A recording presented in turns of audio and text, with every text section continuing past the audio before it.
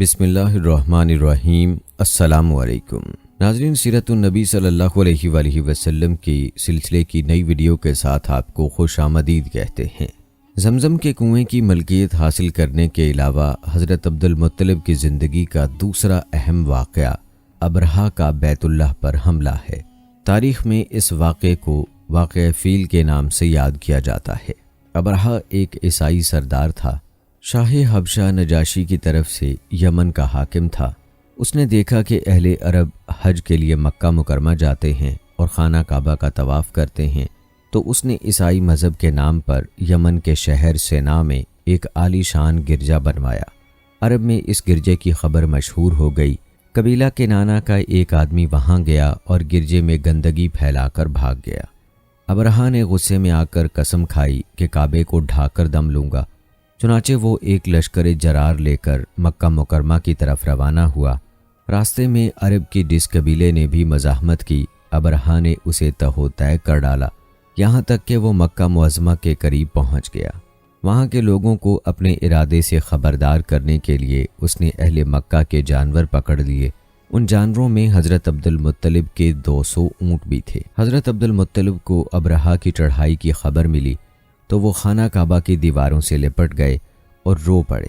اللہ سے اپنے گھر کی حفاظت کی دعا کی۔ قریش کے چند سرداروں کو لے کر ابرہہ سے ملنے کے لیے گئے اور اس سے اپنے اونٹوں کی واپسی کا مطالبہ کیا۔ ابرہہ ان کی بات سن کر حیران ہوا اور بولا، تم نے اپنے اونٹوں کی واپسی کی تو بات کی، کعبے کے متعلق ایک لفظ بھی نہیں کہا۔ میں تو یہاں کعبے کو ڈھانے کے لیے آیا ہوں۔ حضرت عبد المطلب نے جواب دیا، اونٹ میری ملکیت ہے، اس لیے ان کی رہائی کے لیے چلا آیا۔ کعبے کا مالک اللہ ہے جو اپنے گھر کو بچانے کی پوری طاقت رکھتا ہے۔ ابرہہ نے ان اونٹوں کی واپسی کا حکم دے دیا۔ یہ اپنے اونٹ لے کر مکہ معظمہ واپس آ گئے۔ 60-70 ہزار کا لشکر تھا اور اس میں 9 یا 13 ہاتھی تھے۔ اس لشکر نے آ کر مکے پر چڑھائی کی۔ لشکر مکے کے نزدیک پہنچا تو محمود نامی ہاتھی نے مکے میں داخل ہونے سے انکار کر دیا اور وہیں بیٹھ گیا۔ ایسے میں اچانک بحیرہ کلزم کی طرف سے پرندوں کا ٹڈی دل نظر آیا۔ ان کے پنجوں اور چونچوں میں کنکریاں تھیں۔ جن سپاہیوں پر وہ کنکریاں پڑتیں ان کے اعضاء کٹنا شروع ہو جاتے۔ ان کنکریوں کے گرنے سے ابرہہ کی فوج اور ہاتھیوں کا جو حشر ہوا وہ بلا شبہ تاریخ عالم کا ایک حیرت ناک باب ہے۔ خود ابرہہ مشکل سے گرتا پڑتا سینا تک پہنچا اور نہایت دردناک عذاب میں گرفتار ہو کر یمن میں مرا۔ عربوں کے ہاں اس سال کو عام الفیل کہتے ہیں۔ ایک مدت تک یہی تقویمی سال شمار ہوتا رہا۔ قرآن مجید میں یہ واقعہ سورہ فیل میں بیان ہوا، جس کا ترجمہ ہے، کیا تم نے نہیں دیکھا تمہارے پروردگار نے ہاتھی والوں کے ساتھ کیا سلوک کیا؟ کیا اس نے ان کی تدبیر کو اکارت نہیں کر دیا اور ان پر پرندوں کے جھنڈ بھیج دیے جو ان پر پکی ہوئی مٹی کے پتھر پھینک رہے تھے؟ پھر ان کا یہ حال کر دیا جیسے جانوروں کا کھایا ہوا بھوسا۔ واقعہ فیل کے 50-55 دن بعد حضرت عبد المطلب کعبے کا طواف کر رہے تھے کہ انہیں پوتے کی ولادت کی خوشخبری ملی۔ 75 سالہ دادا بہت خوش ہوئے۔ نبی اکرم صلی اللہ علیہ وآلہ وسلم ان کے پیارے فرزند جناب حضرت عبداللہ کی یادگار تھے، جن کی زندگی 100 اونٹوں کی قربانی دے کر بچائی گئی تھی، لیکن پھر اچانک وہ فوت ہو گئے۔ ان کی وفات سے بوڑھے باپ کو جو صدمہ پہنچا تھا، پوتے کی ولادت سے ایک حد تک وہ کم ہو گیا۔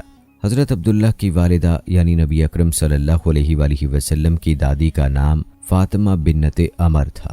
حضرت عبداللہ کے 2 سگے بھائی زبیر اور ابو طالب تھے۔ بی بی آمنہ سے نکاح کے بعد حضرت عبداللہ نے رواج کے مطابق 3 دن تک سسرال میں قیام کیا، جس کے بعد تجارت کی غرض سے شام چلے گئے۔ واپسی پر یثرب یعنی مدینہ منورہ میں ٹھہرے تاکہ اپنے والد کے حکم کے مطابق کھجوروں کا سودا کریں۔ مدینہ منورہ ہی میں قیام کے دوران وہ بیمار ہو گئے۔ آپ کی بیماری کی خبر مکہ پہنچی تو حضرت عبد المطلب نے فوراً اپنے بڑے بیٹے حارث کو حضرت عبداللہ کی خبرگیری کے لیے مدینہ روانہ کیا۔ حارث مدینہ پہنچے تو معلوم ہوا 1 ماہ بیمار رہنے کے بعد حضرت عبداللہ انتقال کر گئے ہیں۔ انتقال کے وقت انہوں نے 5 اونٹ، چند بکریاں اور 1 باندی چھوڑی، جس کی کنیت ایمن اور نام برکت تھا۔ عبداللہ کا انتقال اپنے پیغمبر بیٹے کی ولادت سے چند ماہ پہلے ہی ہو گیا تھا۔ وہ آپ صلی اللہ علیہ وآلہ وسلم ماں کے پیٹ میں ہی یتیم ہو گئے تھے۔ آپ کی والدہ سیدہ آمنہ طہارت نفس، شرافت، عزت، عفت، عصمت اور پاک بازی میں بے مثال تھیں۔ اپنی قوم میں سیدۃ النساء کے لقب سے مشہور تھیں۔ ددیال اور ننیال دونوں کے اعتبار سے آپ عرب کے بہترین قبیلے اور بہترین قوم میں سے تھیں۔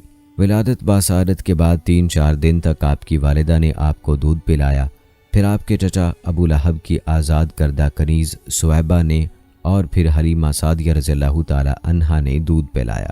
دودھ پلانے کی ذمہ داری ماہ ربیع الاول 52 قبل ہجری یعنی اپریل 571 عیسوی میں سونپی گئی۔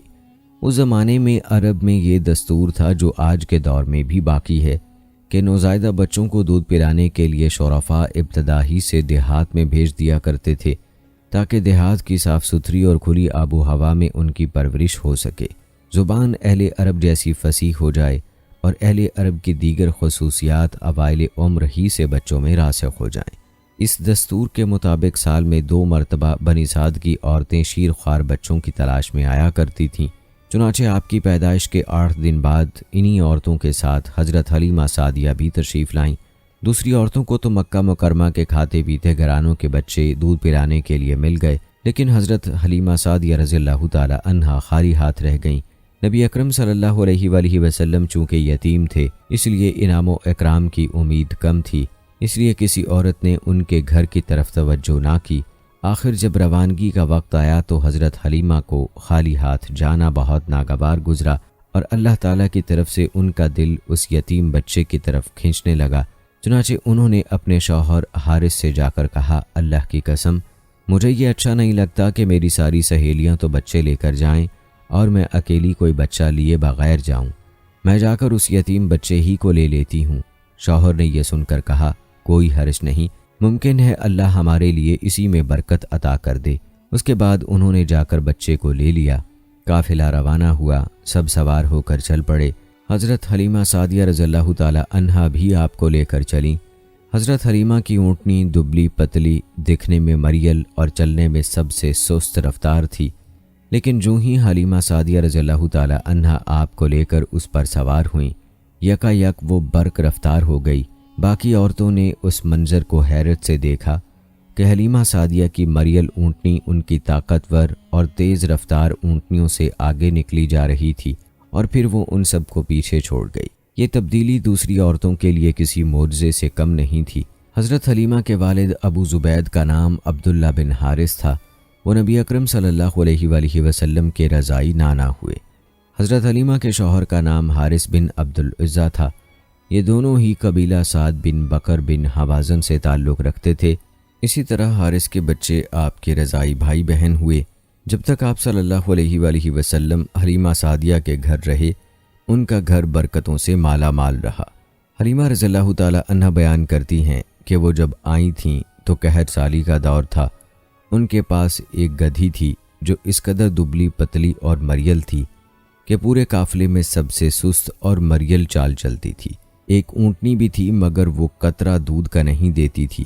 حضرت حلیمہ کا اپنا بچہ بھوک سے بے قرار ہو کر بلکتا رہتا تھا، خود سوتا تھا، نہ ماں باپ کو سونے دیتا تھا، مگر جب وہ آپ صلی اللہ علیہ وآلہ وسلم کو لے کر اپنے گھر آئیں اور آپ کو گود میں لیا تو سینہ دودھ سے بھر گیا، یہاں تک کہ آپ نے پیٹ بھر کر دودھ پیا اور آپ صلی اللہ علیہ وآلہ وسلم کے ساتھ حضرت حلیمہ کے بیٹے نے بھی خوب دودھ پیا، پھر دونوں آرام کی نیند سو گئے۔ اس رات حضرت حلیمہ کا بچہ بالکل نہ رویا۔ ادھر شوہر اونٹنی کے پاس گیا تو کیا دیکھتا ہے کہ تھن دودھ سے ابلا جاتا ہے، چنانچہ وہ دودھ دوہنے لگا۔ اس نے اس قدر دودھ نکالا کہ گھر کے سب برتن بھر گئے۔ دونوں نے خوب دودھ پیا اور آرام کی نیند سو گئے۔ حضرت حلیمہ سعدیہ کا گھرانہ سب سے زیادہ قہر زدہ تھا، لیکن مکہ سے واپسی کے بعد ان کی یہ حالت ہوئی کہ جب بکریاں چر کر گھر واپس آئیں تو ان کی کوکھیں نکلی ہوئی تھیں اور تھن دودھ سے لبریز تھے۔ اب گھر والے خوب دودھ پینے لگے، جبکہ قحط کی وجہ سے دوسرے گھرانوں کو دودھ بالکل نہیں ملتا تھا۔ یوں اس گھرانے کو مسلسل خیر و برکت نصیب ہوئی۔ حضرت حلیمہ کا دستور تھا کہ وہ ہر 6 ماہ بعد آپ صلی اللہ علیہ وآلہ وسلم کو مکے لاتیں، والدہ اور خاندان کے لوگوں سے ملاتیں اور پھر اپنی دیار بنی سعد واپس لے جاتیں۔ جب مدت رضاعت پوری ہو گئی تو دودھ چھڑا کر آپ کی والدہ کے پاس لائیں۔ اب تک وہ آپ کی وجہ سے خیر و برکت دیکھ چکی تھیں، اس وجہ سے چاہتی تھیں کہ آپ کو ابھی ان کے پاس ہی رہنے دیا جائے۔ چنانچہ انہوں نے آپ صلی اللہ علیہ وآلہ وسلم کی والدہ سے کہا کہ کیوں نہ آپ بچے کو ابھی میرے پاس ہی رہنے دیں تاکہ یہ اور مضبوط ہو جائے، مجھے مکے کی وبا سے ڈر لگتا ہے۔ والدہ اس پر راضی ہو گئیں اور حضرت حلیمہ آپ کو لے کر خوش خوش اپنے گھر آ گئیں۔ اس طرح آپ تقریباً 2 سال تک وہیں رہے۔ پھر آپ کے سینہ مبارک کو چاک کرنے کا واقعہ پیش آیا۔ اس واقعے سے خوف زدہ ہو کر حضرت حلیمہ اور ان کے شوہر نے آپ کو آپ کی والدہ حضرت آمنہ کے حوالے کر دیا۔ حضرت انس بن مالک رضی اللہ تعالی عنہ بیان کرتے ہیں، آپ صلی اللہ علیہ وآلہ وسلم بچوں کے ساتھ کھیل رہے تھے کہ حضرت جبرائیل علیہ السلام تشریف لائے۔ آپ صلی اللہ علیہ وآلہ وسلم کو لٹا کر سینہ چاک کر دیا، پھر آپ کا دل نکالا اور اس میں سے ایک لوتھڑا نکال کر فرمایا، یہ تم سے شیطان کا حصہ ہے۔ پھر دل کو سونے کے تشت میں زمزم کے پانی سے دھویا اور واپس سینہ مبارک میں رکھ دیا۔ ادھر بچے دوڑ کر حضرت حلیمہ کے پاس آئے اور کہنے لگے، محمد کو قتل کر دیا گیا۔ وہ لوگ فوراً آپ کے پاس پہنچے، دیکھا کہ رنگ اترا ہوا ہے۔ سیدنا انس رضی اللہ تعالی عنہ کا بیان ہے کہ میں نبی اکرم صلی اللہ علیہ وآلہ وسلم کے سینے پر سلائی کا نشان دیکھا کرتا تھا۔ اس واقعے کے بعد آپ کو مکے پہنچا دیا گیا اور آپ نے اپنی ماں کے سایہ محبت میں اپنے خاندان کے اندر کوئی 2 سال گزارے۔ پھر والدہ، دادا اور ایمن کے ساتھ مدینہ منورہ کا سفر کیا، جہاں آپ کے والد حضرت عبداللہ کی قبر تھی اور دادا کا ننیال بھی تھا۔ آپ مدینے میں 1 ماہ رہ کر واپس ہوئے تو راستے میں آپ کی والدہ حضرت آمنہ بیمار ہو گئیں اور مقام ابوا پہنچ کر انتقال کر گئیں۔ انا للہ و انا الیہ راجعون۔ انہیں وہیں پر دفن کیا گیا۔ اب بوڑھے دادا حضرت عبد المطلب آپ صلی اللہ علیہ وآلہ وسلم کو لیے مکہ پہنچے۔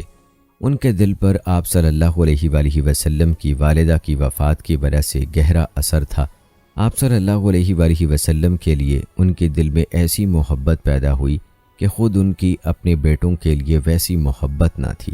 وہ آپ صلی اللہ علیہ وآلہ وسلم کی بہت قدر کرتے اور اپنی اولاد سے بڑھ کر چاہتے، خوب اکرام کرتے، اپنے لیے تیار کیے گئے خاص فرش پر انہیں بیٹھاتے، اس فرش پر کسی اور کو نہ بیٹھنے دیتے، پیٹھ پر ہاتھ پھیرتے۔ آپ صلی اللہ علیہ وآلہ وسلم کی نقل و حرکت دیکھ کر خوش ہوتے۔ ان کو یقین تھا کہ مستقبل میں آپ صلی اللہ علیہ وآلہ وسلم کی نرالی شان ہونے والی ہے، لیکن ابھی آپ صلی اللہ علیہ وآلہ وسلم کی عمر 8 سال 2 مہینے کی ہوئی تھی کہ حضرت عبد المطلب بھی انتقال کر گئے۔ اب آپ صلی اللہ علیہ وآلہ وسلم کے چچا حضرت ابو طالب نے آپ کی کفالت کا بیڑا اٹھایا۔ یہ آپ کے والد کے سگے بھائی تھے۔ انہوں نے بھی آپ صلی اللہ علیہ وآلہ وسلم سے خاص رحمت اور شفقت برتی۔ وہ مالدار تو نہ تھے، لیکن آپ کی کفالت کے بعد اللہ تعالیٰ نے ان کے تھوڑے سے مال میں اس قدر برکت دی کہ ایک آدمی کا کھانا پورے کنبے کے لیے کافی ہو جاتا تھا۔ خود آپ بھی صبر و قناعت کا نمونہ تھے، جو ملتا اسی پر قناعت فرماتے تھے۔ جب آپ کی عمر 12 سال ہوئی اور کہا جاتا ہے کہ مزید 2 ماہ اور 10 دن ہوئی تو آپ کے چچا حضرت ابو طالب نے تجارت کے لیے ملک شام جانے کا ارادہ کیا۔ آپ کو ان کی جدائی بہت گراں گزری۔ حضرت ابو طالب خود بھی متاثر ہوئے، لہٰذا آپ کو اپنے ساتھ لے لیا۔ قافلہ ملک شام کے حدود میں پہنچا تو شہر بصرہ کے قریب پڑاؤ کیا۔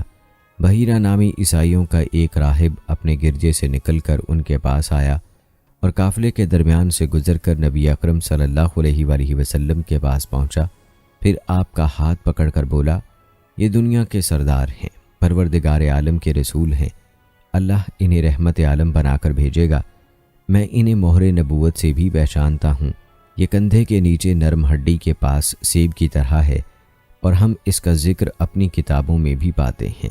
پھر اس نے قافلے کی دعوت کی اور حضرت ابو طالب سے کہا، انہیں یہاں سے واپس بھیج دیں، ملک شام نہ لے جائیں، کیونکہ انہیں یہودیوں سے خطرہ ہے۔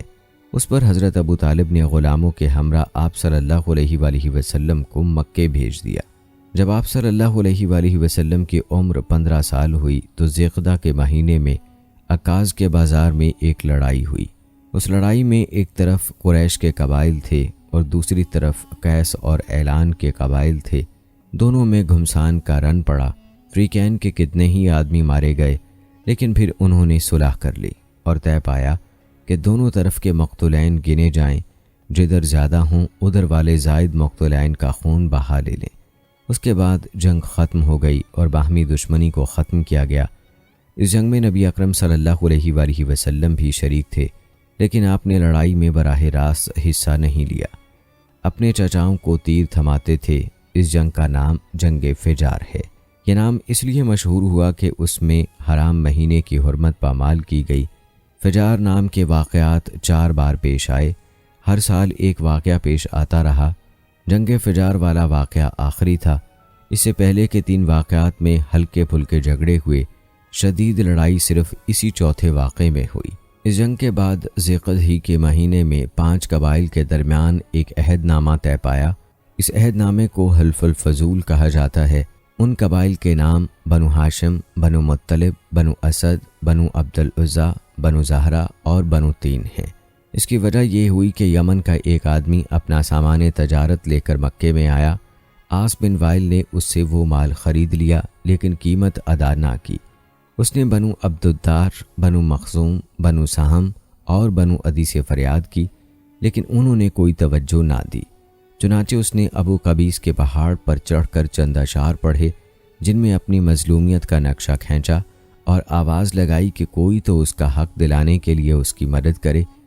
اس پر زبیر بن عبد المطلب نے دوڑ دھوپ کی، لہٰذا اس قبیلے کے افراد بنو تیم کے سردار عبداللہ بن جدان کے گھر میں جمع ہوئے اور آپس میں عہد و پیمان کیا کہ مکے میں جو بھی مظلوم نظر آئے، خواہ مکے کا رہنے والا ہو یا کسی اور جگہ کا، یہ سب اس کی حمایت میں کھڑے ہوں گے۔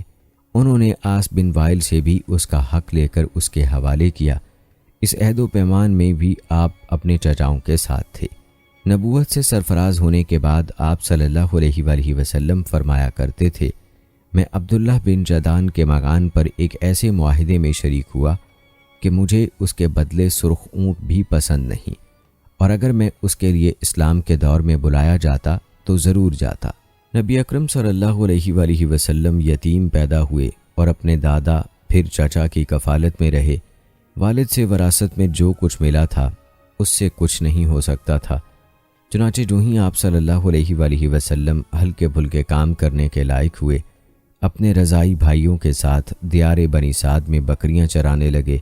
پھر جب مکہ معظمہ آئے تو وہاں بھی چند قیرات کے عوض اہل مکہ کی بکریاں چرائیں۔ قیرات 1 دینار کا 20واں یا 24واں حصہ ہوتا ہے، جس کی قیمت زمانے میں بمشکل 80 یا 90 روپے سمجھ لیں۔ کم عمری میں بکریاں چرانا انبیاء کی سنت ہے۔ ایک بار عہد نبوت میں آپ صلی اللہ علیہ وآلہ وسلم نے فرمایا، کوئی بھی نبی نہیں گزرا مگر اس نے بکریاں ضرور چرائیں۔ پھر جب آپ جوان ہو گئے تو تجارت شروع کی۔ بعض روایات کی روح سے آپ صلی اللہ علیہ وآلہ وسلم صاحب بن ابی صاحب کے ساتھ مل کر تجارت کرتے تھے۔ آپ تجارت میں بہترین ساتھی تھے، لین دین کے معاملے میں لڑتے جھگڑتے تھے، نہ بحث کرتے تھے۔ تمام معاملات میں آپ صلی اللہ علیہ وآلہ وسلم حد درجے امانت دار، سچے اور پرہیزگار مشہور تھے۔ زندگی کے سبھی میدانوں میں آپ صلی اللہ علیہ وآلہ وسلم کا یہی طریقہ تھا۔ اسی بنا پر آپ صلی اللہ علیہ وآلہ وسلم کا لقب ہی امین مشہور ہو گیا تھا۔ ان تمام وجوہات کی بنا پر آپ صلی اللہ علیہ وآلہ وسلم کی شہرت سن کر سیدہ خدیجہ رضی اللہ تعالی عنہا نے آپ صلی اللہ علیہ وآلہ وسلم کو تجارت کے لیے اپنے مال کی پیشکش کی۔ وہ عزت اور مال دونوں لحاظ سے قریش کی ایک معزز خاتون تھیں۔ لوگوں کو اجرت دے کر اپنا مال تجارت کے لیے بھیجا کرتی تھیں۔ اس پیشکش کے ساتھ انہوں نے یہ بھی کہا کہ وہ آپ صلی اللہ علیہ وآلہ وسلم کو سب سے اچھی اجرت دیں گی۔ چنانچہ آپ صلی اللہ علیہ وآلہ وسلم نے ان کے غلام میسرہ کے ساتھ شام کا سفر کیا، وہاں خرید و فروخت کی۔ اس خرید و فروخت میں بہت زیادہ نفع ہوا، اس قدر برکت ہوئی کہ پہلے کبھی اتنا منافع نہیں ہوا تھا۔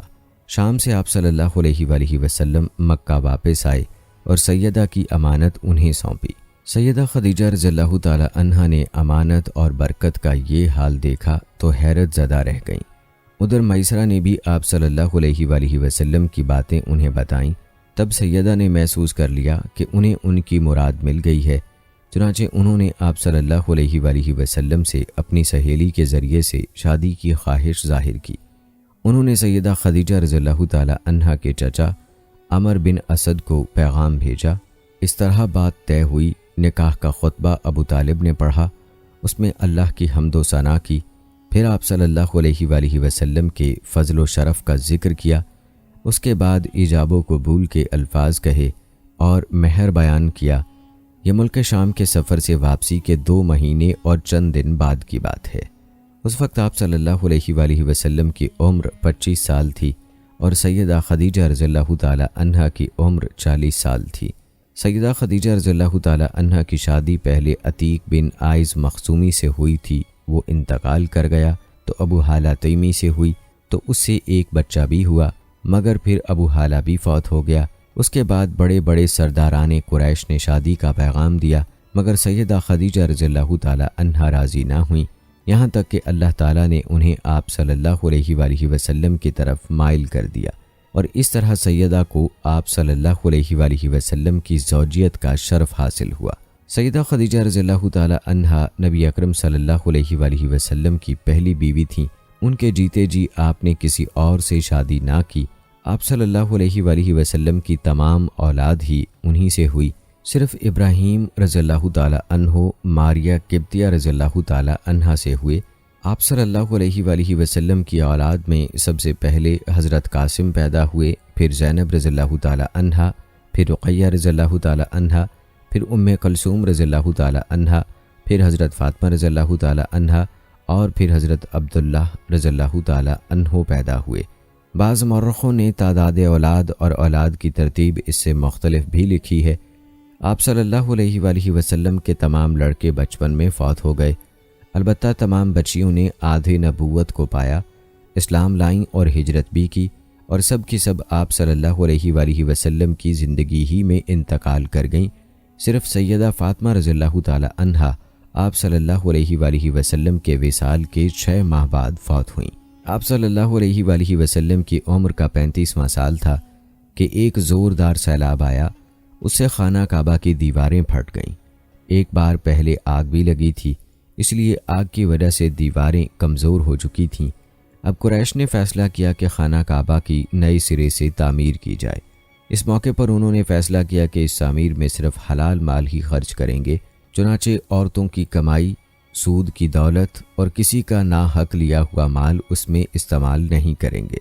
उन्हें खाना काबा गिराते हुए डर भी लग रहा था कि कहीं अल्लाह का अजाब ना टूट पड़े। आखिरकार वलीद बिन मुगैरा ने यह कहकर ढाना शुरू कर दिया कि अल्लाह मसलिहीन को हलाक नहीं करता। जब लोगों ने देखा कि उसे कुछ नहीं हुआ तो वो भी इस काम में शरीक हो गए और सैयदना इब्राहीम अलैहिस्सलाम वाली बुनियाद तक खाना काबा गिरा डाला। उसके बाद तामीर शुरू की। तामीर के लिए हर कबीले का अलग अलग हिस्सा मुकर्रर था। मुअज़्ज़िज़ीन अपने कांधों पर पत्थर लाते और ढेर लगाते। नबी अकरम सल्लल्लाहु अलैहि वसल्लम और आपके चचा हज़रत अब्बास भी पत्थर ढो रहे थे। तामीर का काम बाऊम नामी एक रूमी मामार कर रहा था। माल चूँकि इस कदर जमा ना हो सका था कि सैयदना इब्राहीम अलैहिस्सलाम वाली बुनियादों पर तामीर मुकम्मल की जा सकती, इसलिए शुमाल की तरफ से करीबन 6 हाथ छोड़कर उस पर एक छोटी सी दीवार उठा दी गई ताकि अलामत बाकी रहे कि ये भी खाना काबा का हिस्सा है। उसको हजर और हतीम कहते हैं। और जब दीवार हजर अस्वद तक उठ गई तो हर सरदार ने चाहा हजर अस्वद को वहाँ रखने का शर्फ उसे हासिल हो। इस पर सख्त झगड़ा उठ खड़ा हुआ जो 4-5 रोज़ तक जारी रहा। किसी तरह फैसला ना हो पाया कि हजर अस्वद कौन रखेगा और करीब था कि हरम में खूनरेज़ी हो जाए, लेकिन अबू उमैया की एक तजवीज़ सब ने मंजूर कर ली। अबू उमैया सबसे ज़्यादा उम्र रसीदा था। उसने कहा, मेरी तजवीज़ ये है कि कल सुबह मस्जिद हराम के दरवाजे से जो शख्स सबसे पहले दाखिल हो उससे फ़ैसला करा लिया जाए, यानी वो जिसके हक़ में फ़ैसला दे दे हजर अस्वद वही उसकी जगह पर रखेगा। दूसरे दिन सुबह सवेरे जो शख्स सबसे पहले दाखिल हुआ वो नबी अकरम सल्लल्लाहु अलैहि वसल्लम थे। कुरैश आप सल्लल्लाहु अलैहि वसल्लम को देखते ही बोल उठे, ये तो मोहम्मद हैं जो कि अमीन हैं, हम इनसे राज़ी हैं। फिर आप सल्लल्लाहु अलैहि वसल्लम उनके नज़दीक पहुँचे तो आप सल्लल्लाहु अलैहि वसल्लम को तफसील सुनाई गई। آپ صلی اللہ علیہ وآلہ وسلم نے اس مسئلے کا حل یہ نکالا کہ ایک چادر لی، اس میں حجر اسود کو رکھا اور سب سرداروں سے کہا اس چادر کو سب لوگ کناروں سے پکڑ کر اٹھائیں۔ سب نے ایسا ہی کیا۔ جب چادر حجر اسود کی جگہ پہنچ گئی تو آپ صلی اللہ علیہ وآلہ وسلم نے اپنے مبارک ہاتھوں سے حجر اسود کو اس کی جگہ پر رکھ دیا۔ یہ اس قدر عمدہ فیصلہ تھا کہ سب خوش ہو گئے۔ نبی اکرم صلی اللہ علیہ وآلہ وسلم بچپن ہی سے عقل سلیم کے مالک تھے، پاک دامن تھے، بھرپور قوت کے مالک تھے۔ جوانی اور پختگی کا زمانہ آیا تو آپ صلی اللہ علیہ وآلہ وسلم کی خوبیاں اور زیادہ نکھر کر سامنے آئیں۔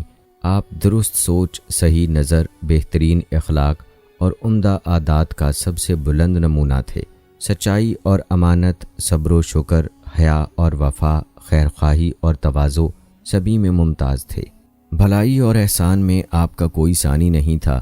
حضرت ابو طالب نے کیا خوب کہا ہے، وہ گورے مکھڑے والا جس کی برکت سے ابر رحمت برستا ہے، وہ یتیموں کا سہارا اور بیواؤں کا نگہبان ہے۔ آپ صلی اللہ علیہ وآلہ وسلم بہت صلہ رحمی کرنے والے تھے، لوگوں کا بوجھ اپنے سر لیتے تھے، کنگال کی ایسی مدد فرماتے کہ مالدار ہو جاتا یا روزگار سے لگ جاتا، مہمان کی مہمانی کرتے اور مصیبت کے مارے ہوں سے تعاون فرماتے۔ اللہ تعالیٰ نے آپ صلی اللہ علیہ وآلہ وسلم کی حفاظت اور نگہبانی کا خاص انتظام فرمایا تھا، اور قوم کے اندر پھیلی ہوئی خرافات اور برائیوں کے خلاف آپ کے دل میں نفرت ڈالی تھی۔ چنانچہ آپ بتوں کے گیت پر حاضر ہوتے، نہ شرک کے میلوں میں جاتے اور نہ آپ آستانوں یا غیر اللہ کے نام پر ذبح کیا ہوا جانور کھاتے، نہ بتوں ہی کو چھوتے اور نہ ان سے تقرب حاصل کرتے تھے۔ لات اور عزا کی قسم تو سننا بھی گوارا نہیں فرماتے تھے۔ شراب نوشی اور کھیل کود کی مجلسوں سے آپ انتہائی دور تھے۔ ایسی کسی مجلس میں آپ نے کبھی شرکت نہ فرمائی، جبکہ یہی مجلس جوانوں کی تفریح اور دوستوں سے ملاقات کے مقامات تھی۔ اللہ نے آپ کو خلوت پسندی عطا فرمائی تھی۔ عربوں کی جہالت اور گناہ آلود زندگی نے آپ کو افسردہ اور غمگین بنا دیا تھا۔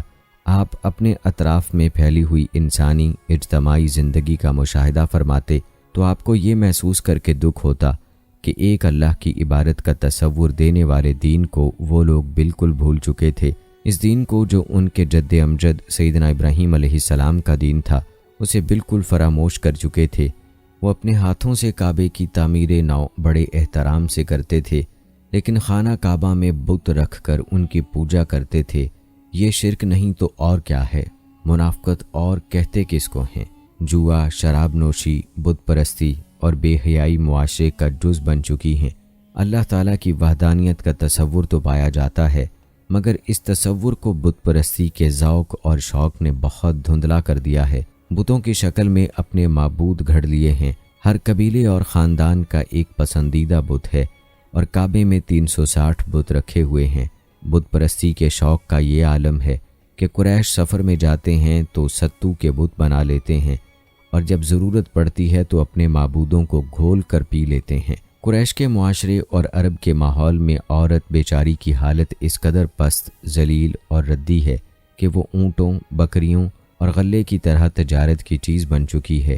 شادیوں پر کوئی پابندی، کوئی روک نہیں۔ کوئی مرد جتنی عورتوں سے چاہے شادی کر سکتا ہے، اور دوسری طرف عورت بھی جتنے مردوں کو پسند کرے ان سے تعلق پیدا کر سکتی ہے۔ چوری چھپے آشنائی سے لے کر کھلی بے حیائی تک ہر برائی کی جاتی ہے۔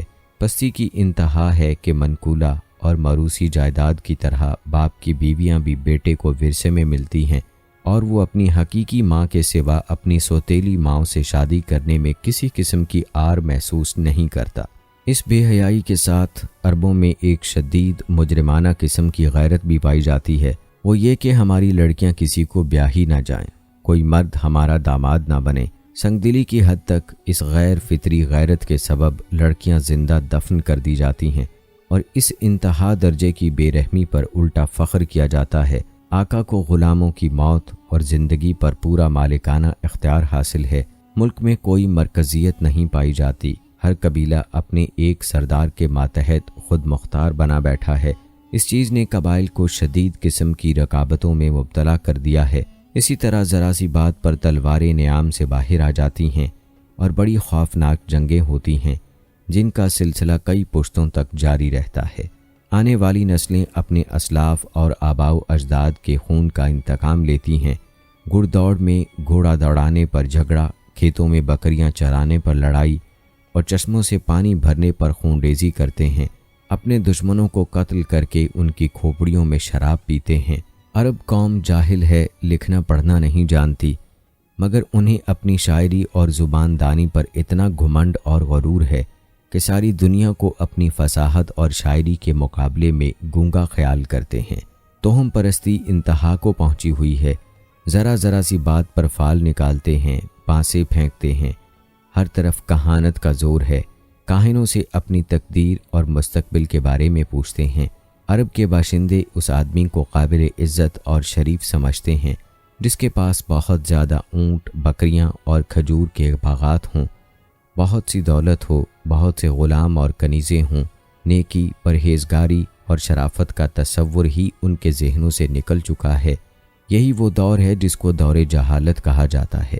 عرب کے معاشرے کی برائیوں نے ان کی فطری صلاحیتوں کو دبا دیا ہے، مثلاً شجاعت، حریت، عہد کی پابندی، مہمان نوازی، جفاکشی، فصاحت اور زباندانی، خود اعتمادی اور کسی کی مدد کے بغیر اپنی حفاظت خود کرنے کا جذبہ۔ ان تمام خوبیوں سے عرب آشنا ہیں، لیکن ان کی یہ خصوصیت صحیح رہنمائی نہ ہونے کی وجہ سے غلط راہوں پر پڑ گئی تھی اور ان کا بیجا استعمال ہو رہا تھا۔ ملک میں بعض ایسے قبائل بھی پائے جاتے تھے جو خانہ بدوش تھے، جہاں پانی کا چشمہ، سبزہ اور کھجوروں کے جھنڈ نظر آئے وہیں ڈیرے ڈال دیے، اور جب یہاں سے جی اکتا گیا تو اپنا مختصر سا سامان اونٹوں پر لاد کر وہاں سے چل دیے۔ یہ تھے عرب کے افسوسناک حالات۔ لیکن یہ یہاں تک محدود نہیں تھے۔ اس زمانے میں دنیا کے گوشے گوشے میں ایسی ہی بستی پائی جاتی تھی۔ کہیں آگ کی پوجا ہوتی تھی، کہیں محبت اور نفرت کے دیوتاؤں کے آگے سر جھکائے جاتے تھے، غرض اللہ تعالیٰ کے سوا اس کی ساری مخلوق کی عبادت ہو رہی تھی۔ حد یہ ہے کہ سانپ، درخت اور بندر تک معبود بنے ہوئے تھے۔ پتھر، جانور، چاند، سورج اور ستارے، یہاں تک کہ زمین پر رینگنے والے کیڑوں تک کی پرستش نے ساری دنیا کو شرک کا گڑھ بنا دیا تھا۔ ہر طرف جہالت کا اندھیرا اور شرک و کفر کی تاریکیاں چھائی ہوئی تھیں۔ ان سب میں صراط مستقیم گم ہو کر رہ گیا تھا۔ اہل عرب کی حالت زار پر کڑنے کے علاوہ آپ اپنی خلوت و تنہائی میں زندگی اور کائنات کے رازوں پر بھی غور و فکر کیا کرتے تھے اور سوچا کرتے تھے کہ زندگی کیا ہے، کائنات کیا ہے، یہ چاند، سورج، ستارے کیوں کر بنے، کائنات کیوں تخلیق کی گئی، کس نے کی، زندگی کا ظہور کب ہوا، کیسے ہوا۔ یہ وہ دن تھے جب آپ تنہائی میں غور و فکر کی ضرورت کے ساتھ ساتھ عبادت کو بھی لازمی سمجھتے تھے۔ عبادت آپ صلی اللہ علیہ وآلہ وسلم کی روح کی ضرورت تھی، لہٰذا آپ صلی اللہ علیہ وآلہ وسلم رمضان بھر غار حرا میں قیام فرماتے، آنے جانے والے مسکینوں کو کھانا کھلاتے اور بقیہ اوقات اللہ تعالیٰ کی عبادت میں گزارتے تھے۔ غار حرا مکہ مکرمہ کے مشرق میں خانہ کعبہ سے کوئی 3 میل دور جبل النور کی چوٹی پر واقع ہے۔ خلوت اور گوشہ تنہائی کی تلاش میں آپ صلی اللہ علیہ وآلہ وسلم غار حرا پہنچے۔ یہ چونکہ کعبہ کے سامنے تھا اور وہاں کامل تنہائی اور یکسوئی تھی، اسی لیے آپ صلی اللہ علیہ وآلہ وسلم کو بہت پسند آیا۔ رمضان کا مہینہ اور پیر کا دن تھا۔ آپ غار حرا کے اندر ذکر الہی اور عبادت میں مشغول تھے کہ یکا یک جبرائیل علیہ السلام نازل ہوئے اور آپ صلی اللہ علیہ وآلہ وسلم کو وحی اور نبوت سے نوازا۔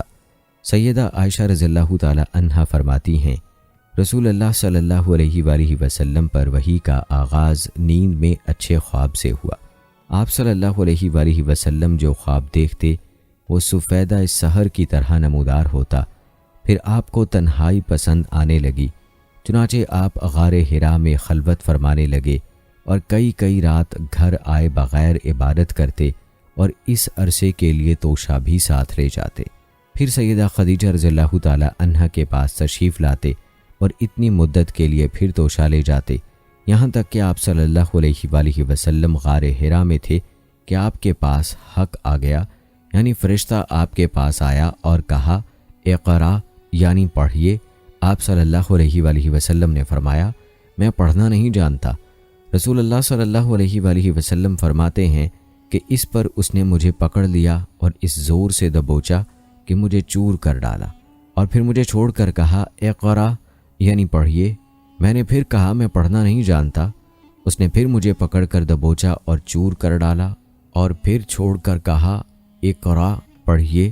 میں نے پھر کہا کہ میں پڑھا ہوا نہیں ہوں۔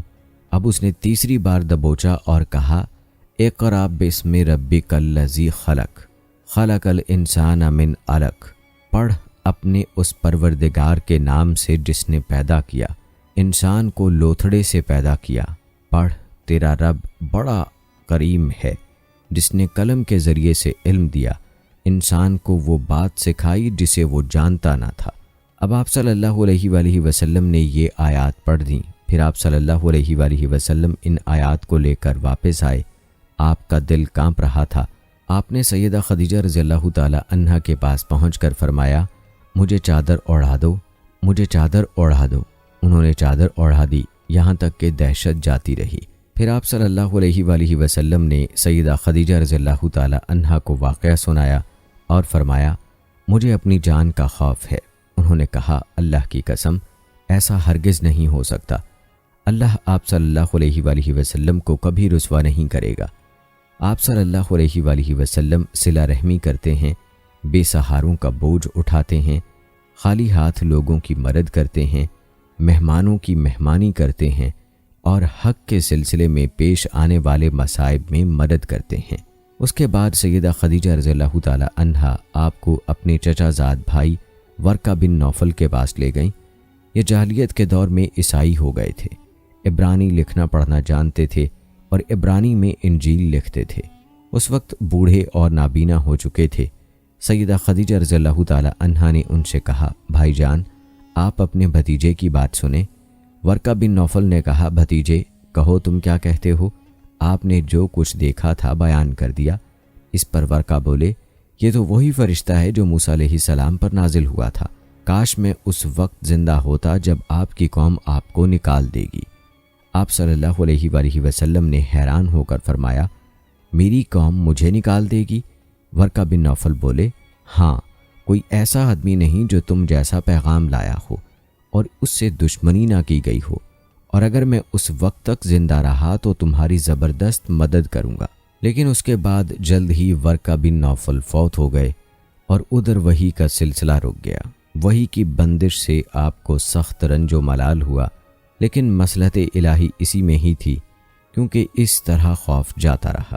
معاملے کی نوعیت سمجھنے کا موقع ملا اور دوبارہ وحی کی مشقت برداشت کرنے پر طبیعت صرف آمادہ ہی نہیں ہوئی بلکہ ایک گنا شوق اور طلب بھی پیدا ہوئی، اور آپ دوبارہ وحی کا انتظار کرنے لگے۔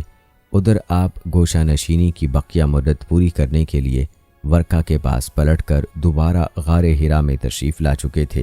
جب ماہ رمضان ختم ہو گیا اور آپ کی اعتکاف کی مدت پوری ہو گئی تو عادت کے مطابق پہلی شوال کے صبح حرا سے اتر کر مکہ معظمہ روانہ ہوئے۔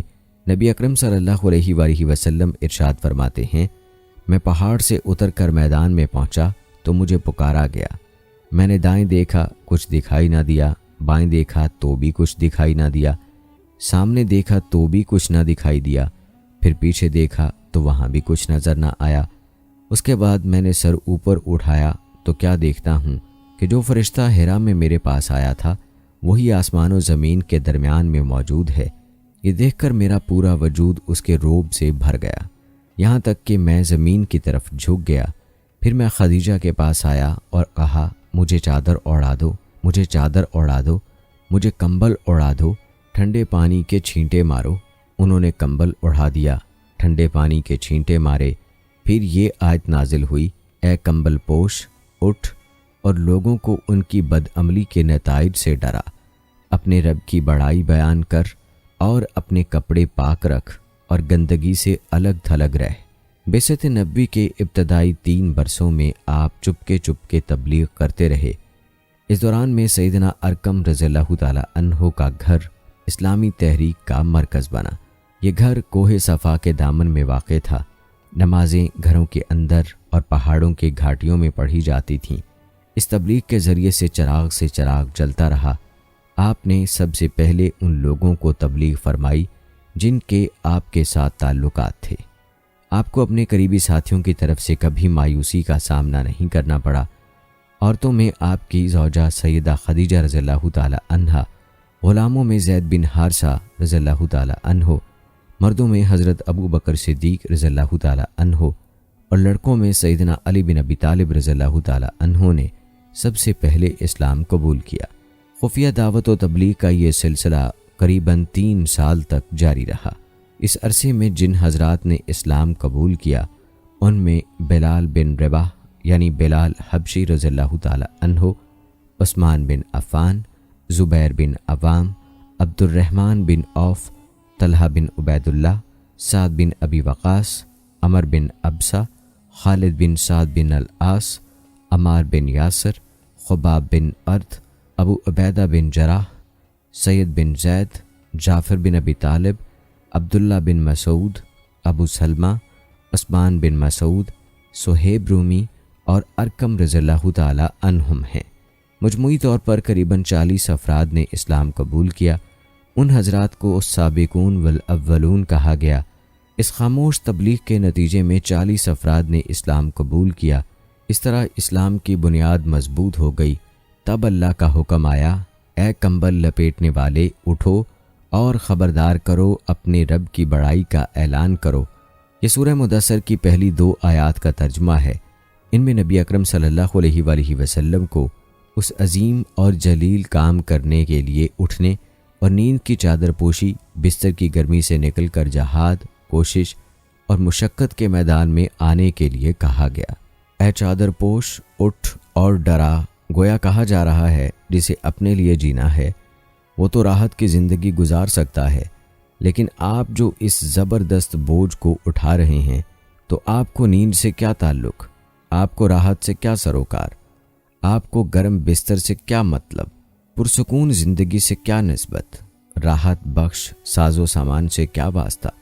آپ اٹھ جائیے اس عظیم کام کے لیے جو آپ کا منتظر ہے، اس بھاری بوجھ کے لیے جو آپ کے لیے تیار ہے۔ اٹھ جائیے، جد و جہد اور مشقت کے لیے، تھکان اور محنت کے لیے اٹھ جائیے کہ اب نیند اور راحت کا وقت گزر چکا۔ آج سے مسلسل بیداری ہے، طویل اور مشقت سے لبریز جہاد ہے۔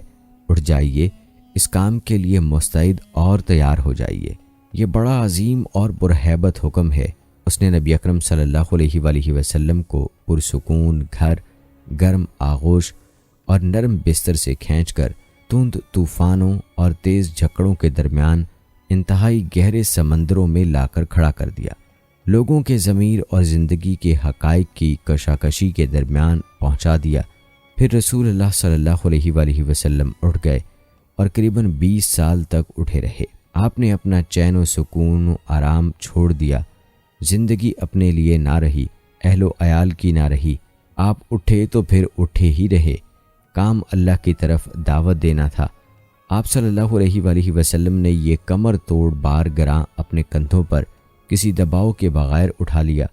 یہ بوجھ تھا اس روئے زمین پر امانت کبریٰ کا بوجھ، ساری انسانیت کا بوجھ، سارے عقیدے کا بوجھ، میدانوں میں جہاد اور دفاع کا بوجھ۔ آپ نے 20 سال سے زیادہ عرصے تک مسلسل اور ہمہ گیر مارکا آرائی میں زندگی بسر کی، اور اس پورے عرصے میں جب سے آپ نے وہ آسمانی ندا اللہ کی آواز سنی، یہ بھاری ذمہ داری اٹھائی، آپ کو کوئی ایک حالت کسی دوسری حالت سے غافل نہ کر سکے۔ اللہ آپ کو ہماری طرف سے اور ساری انسانیت کی طرف سے بہترین اجر عطا فرمائے، آمین۔ پھر اللہ تعالیٰ نے آپ کو حکم دیا، اے نبی، جس بات کا آپ کو حکم دیا گیا ہے اس کا صاف اعلان کر دیجئے اور مشرکین سے رخ پھیر لیجئے۔ پھر مزید حکم ہوا، اور سب سے پہلے اپنے قریبی رشتہ داروں کو کفر اور شرک سے ڈرایا، اور جو ایمان لے آئیں اور آپ کی پیروی کریں اس کے ساتھ نرمی اور شفقت کا معاملہ فرمائیں۔ اور جب آپ کو عام دعوت دینے کا حکم دیا گیا اور یہ ہدایت نازل ہوئی کہ آپ اپنے قریبی ترین عزیزوں کو سب سے پہلے اللہ کے عذاب سے ڈرائیں، تو آپ نے صبح سویرے کوہ صفا پر چڑھ کر بلند آواز سے پکارا، یا صباحا۔ عرب میں یہ صدا وہ شخص لگاتا تھا جو صبح کے جھٹپٹے میں کسی دشمن کو اپنے قبیلے پر حملہ کرنے کے لیے آتے دیکھ لیتا تھا۔ آپ کی یہ آواز سن کر لوگوں نے پوچھا یہ کون پکار رہا ہے؟ بتایا گیا یہ آواز محمد کی ہے۔ اس پر قریش کے تمام خاندانوں کے لوگ آپ کی طرف دوڑ پڑے۔ جو خود آ سکتا تھا وہ خود آیا، جو نہیں آ سکتا تھا اس نے اپنی طرف سے کسی کو بھیج دیا۔ جب سب لوگ جمع ہو گئے تو آپ نے قریش کے ایک ایک خاندان کا نام لے کر پکارا، اے بنی ہاشم، اے بنی عبد المطلب، اے بنی فہد، اگر میں تمہیں یہ بتاؤں کہ اس پہاڑ کے پیچھے ایک لشکر تم پر حملہ کرنے کے لیے تیار ہے تو کیا تم میری بات کو سچ مانو گے؟ کیونکہ میں ایسی جگہ کھڑا ہوں جہاں سے میں ادھر بھی دیکھ رہا ہوں اور ادھر بھی۔ سب نے یک زبان ہو کر کہا ہم آپ کی بات فوراً مان لیں گے، ہم نے کبھی آپ کو جھوٹا نہیں پایا، ہم نے ہمیشہ آپ کو سچا ہی پایا ہے۔ تب آپ نے فرمایا میں تمہیں ایک سخت عذاب سے پہلے خبردار کرنے کے لیے بھیجا گیا ہوں۔ بدبخت ابو لہب بھی اسی مجمع میں موجود تھا۔ وہ آپ کا خطاب سن کر سخت برہم ہوا، کہنے لگا ستیاناس جائے تیرا، کیا اس لیے تو نے ہمیں جمع کیا ہے؟ ایک روایت میں یہ بھی ہے کہ اس نے پتھر اٹھایا تاکہ آپ کو کھینچ مارے۔ اس طرح مکے میں اعلانیہ تبلیغ کی ابتدا ہوئی، لوگ مسلمان ہونے لگے۔ مسلمان ہونے والوں میں زیادہ تر نوجوان لوگ تھے۔ اس طرح ان کے بڑوں کو بہت دکھ ہوا کہ ہماری اجازت اور مرضی کے بغیر یہ کیوں پرانے قومی دین سے پھر گئے۔ ان لوگوں نے اپنے نوعمر رشتہ داروں کو طرح طرح سے اذیتیں دیں، مارا پیٹا اور بیڑیاں لگا کر قید کیا، چھت کے بغیر کمروں میں بند کیا، تپتی ریت پر ننگے بدن لٹایا، مگر یہ تمام اذیتیں بے اثر رہیں۔ ان لوگوں میں آزاد مرد اور عورتیں بھی تھیں، لونڈی اور غلام بھی تھے۔ لونڈیوں اور غلاموں کو ان کے آقاؤں نے شدید تکالیف پہنچائیں۔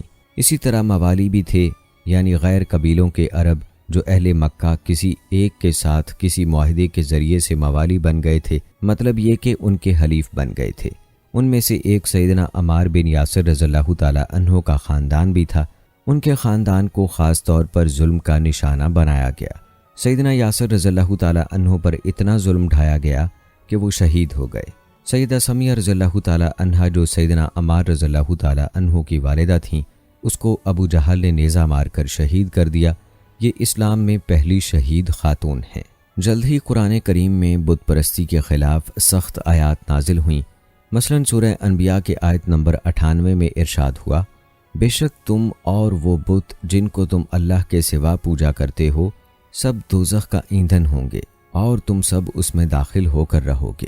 اس پر مشرکین کے ظلم و ستم میں اور شدت آ گئی۔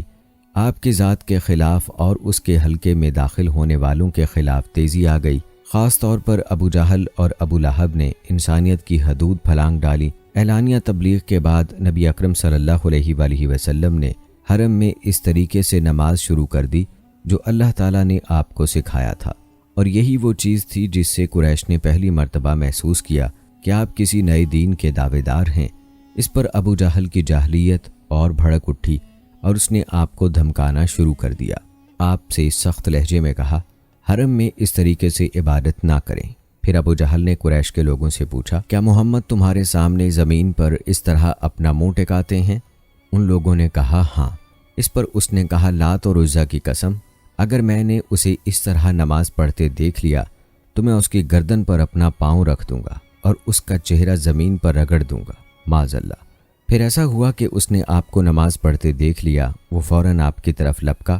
وہ اپنے اعلان کے مطابق آپ کی گردن مبارک پر اپنا ناپاک پاؤں رکھنا چاہتا تھا کہ اسی وقت لوگوں نے اسے گھبرا کر خوف زدہ انداز میں پیچھے ہٹتے دیکھا۔ وہ اپنے منہ کو کسی چیز سے بچانے کی کوشش کر رہا تھا۔ لوگوں نے اس سے پوچھا تجھے کیا ہوا؟ اس طرح پیچھے کیوں ہٹ آئے ہو؟ اس نے کہا میرے اور اس کے درمیان اچانک آگ کی ایک خندق اور کوئی ہولناک چیز تھی اور کچھ پر تھے۔